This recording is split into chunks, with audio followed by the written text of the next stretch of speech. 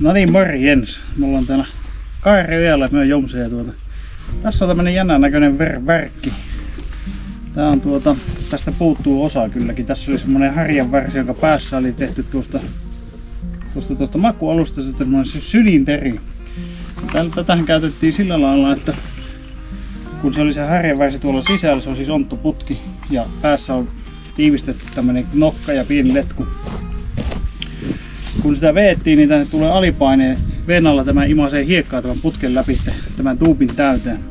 Tämä putki jatkuu ikään kuin vähän matkaa. Me vaan katsotaan tähän pienen piirustuksen viereen. Niin näette niin halkileikkauksen minkä näköinen se on. Ja tosiaan niin tällä pystyy tyhjentämään kallion koloja.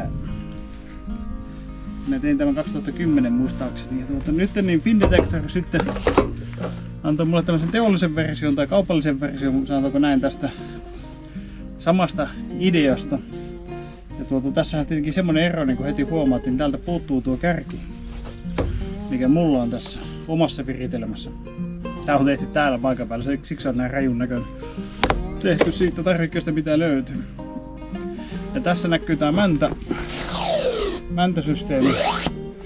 Ja tästä puuttuu tuo suppari päästä, mikä olisi kyllä varmaan hyvä. Itse asiassa kun katsoo, niin tässä on aika kattavat käyttöohjeet tässä putken kyljessä. Ja aika moni näistä asioista, mitä tässä esitetään, niin juuri tämä superikärki vähän niin kuin korjaa nyt, mutta tässä on niin kuin asioiden välillä tasapainottelua. Täällä voi vetää vähän isompaa tavaraa kuin tuolla ja vähän enemmän ehkä, mutta tuo on vähän niin kuin ehkä tärkeämpi ja piettää paremmin. Valitettavasti että se on tosiaan sökönä, niin sitä ei voi käyttää, mutta lähdetään testaamaan tätä ja katsotaan mitä me saadaan ja vähän muutakin höpistää näistä Henderson tai tämän tyyppisistä, että mihin niitä voisi käyttää. No niin, siinä virtaa Kairijojaa ja me itsekin seison itse asiassa tässä ojassa nyt.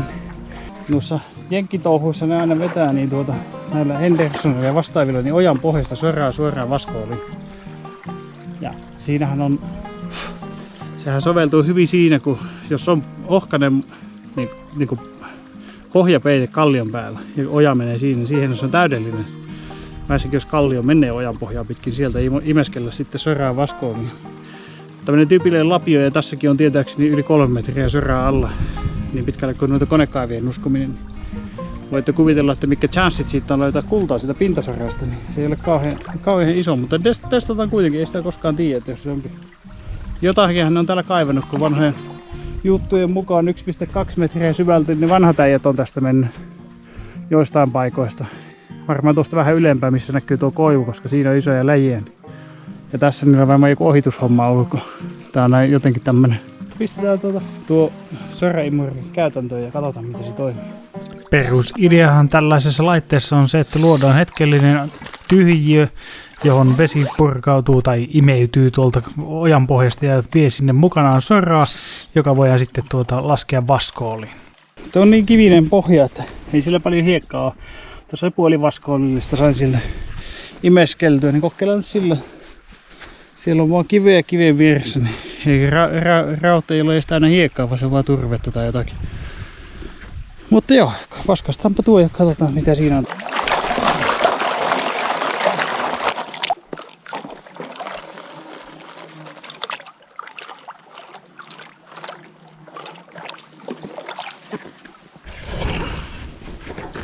Ja tästä vaskoilustahan tietenkin tuli aika lailla juuri tasan se, mitä vähän niin kuin osattiin odottaakin. Ei oikeastaan juuri yhtään mitään, edes rautahiekkaa ei ole. Ja sehän on täysin loogista, koska tuo purro on tuossa pessyt tuota hiekkaa ja se mitäkin siellä onkin on, niin on mennyt jo syvemmälle. Tietenkin oikea kysymys kuuluu, että Jomse, miksi jos sä oot sitä mieltä, että ojasta ei voi vetää kultaa tämmöisellä imurupemmella tai tämmöisellä Henderson-tyyppisellä soraimurilla, niin miksi sä oot itse rakentanut semmoisen sitä aikoina? No se syy oli siinä, että me kaivettiin tuossa 2010 monttuja. Mä olin täällä silloin pitkää kesää yksin ja tuo pohjahan on ihan veessä. Ja se hyvä kulta jatkui sinne veen alle. Ja mä tietenkin halusin jollakin sen pois, eikä mulla ollut mitään keinoa niin uppopumpata tai mitään sitä sieltä.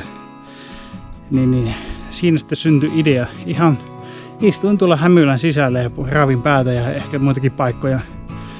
Ja välähti, että hei, jos tekisi tämmöisen niin kuin imurin, niin sitten voisi nykäistä tyhjäksi nuo. Eli toisena jälkeenpäin vasta kuulin, että näitä on niin kuin ihan kaupallisiakin ratkaisuja. Ja nyt meillä on niin ihana tilanne, että meillä on tämä meidän tämän kesän valtava kaivanto ja tässä on tämä vesiongelma taas läsnä. Ja me tiedämme, että tuolla, missä nuo isot kivet näkyy, toivottavasti nyt näkyy, niiden alapuolella on tosi hyvää maata. Niin kokeillaanpa, että jospa me vetäänkin tuolla niin sieltä vähän hiekkaa tonne, minne ei pääse enää niin kuivin. Tai no, nyt mulla onkin pelejä ja vehkeitä, mutta niilläkin niin aivan montupohjat jää märäksi, niin voidaan vetää tällä nyt vähän sieltä makupalaa ja kokeilla, että onko siinä kultaa. Kokeillaan, miten tää onnistuu aika ahas kolo nyt.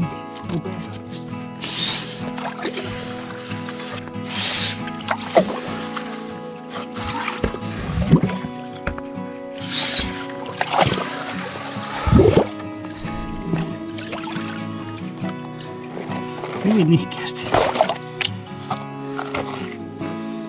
Taisi olla hyvin paljaksi, mutta mennäänpä tuonne päin, jos sieltä saisi paremmin.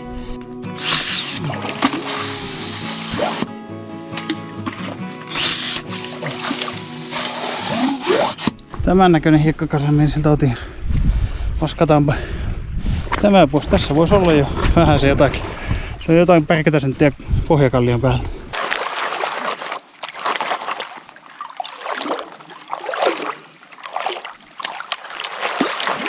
Tässä on nyt tää loppuhomma.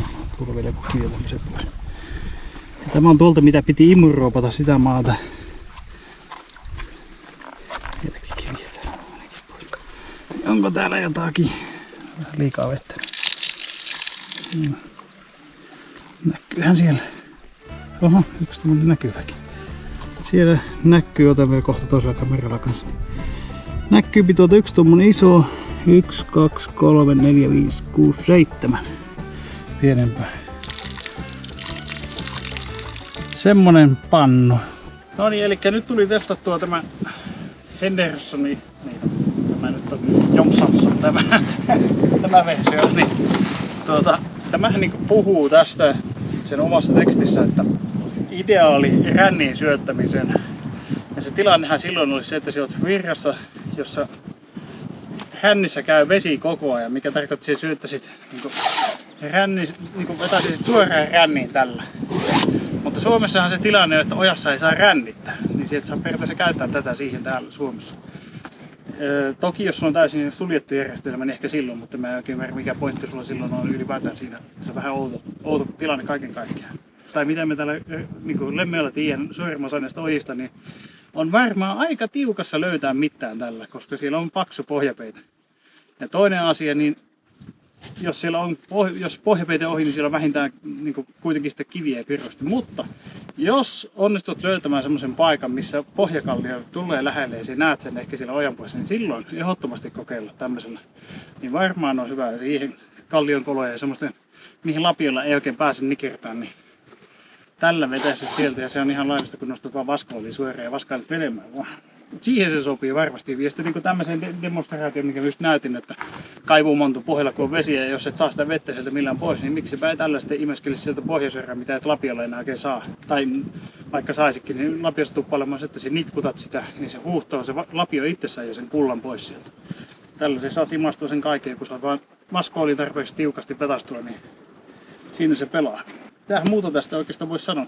Tässä tosiaan pitäisi olla se nokkakärki, niin sanottu tämmöinen supperi. Ihan senkin takia, että kun tällä vetäseen, niin tähän ohje sanoo, että se aloitat vettä vielä puoleen väliin, lähdet nostaa siinä kohtaa ja jatkat vetoa, että se imu pysyy päällä. Sitten kun se päästät irti tietenkin, niin imu loppuu ja kaikki tavara tulee ulos putkesta. Jos sulla on se supperi tässä olisi, niin se ei olisi niin ongelma. Toki silloinhan se meinaa sitä, että tavaraa voi tulla niin paljon sisälle, että se ei tule enää ulos sieltä. Sen takia tämä Thompson versio oli semmonen, että se piti nykästä, että sitä imetti jonkun aikaa, kun tuo letku tulee aika pitkälle tänne. Ja sitten se käännettiin ylös aasiin, se kaettiin täältä päästä ulos. Mutta se pystyy vaan piettää sitä koko ajan näin, jatkaa pumppaamista loputtomiin oikeastaan, tai niin kauan kuin se veti loputtomiin. Että semmonen ero tässä on. En tiedä näitä muitakin valmistajia tietenkin, mutta tämä on nyt tämä Henderson viralli, eli Ruotsissa tehty. Mutta jos tämä haluaa itselleen, niin ei mitään muuta kuin tämän videon kommentteihin jotakin ajatuksia tästä. Tietenkin vain suomalaisille, että jos Jenkkilästä kommentoit, niin se on voi. Mutta siitä saa halukas Jollekin näköisellä päristä ja arvontakertoimella heitetään se sitten hyvälle kommentille. Mutta ei mitään, jos tämmönen homma oli hyvä, niin painakaa peukkuja ja tilakkaa kanavaa.